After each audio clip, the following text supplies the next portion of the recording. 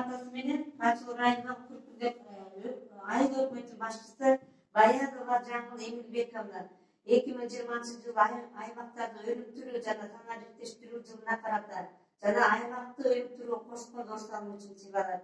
Ушул жака суу чыгарды деп уктум. Сиздин эмгегиңизди баягы угуп калатам да баягы немеден. Анан ар учурларда райондук газеталарда жазып калбадымы? Ушундай жакшы эмгектерди элдерге чагылдырып жеткирип турса жакшы да. Анан кийин ушу сиздин эмгегиңизди баглап ошо өзүмдүн атыман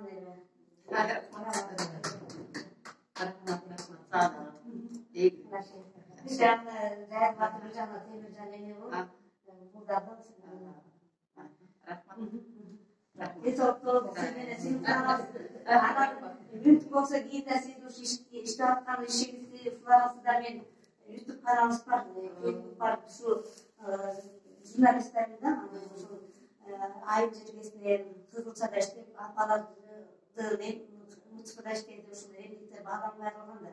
Алар азыр 80ге чыккан кемпирлер, ошолордун жаш апалардын жакшы жагын кийинкилерге үлгү болсун, баягы эме деп коюшат, орусча пример деп коет да эмчи.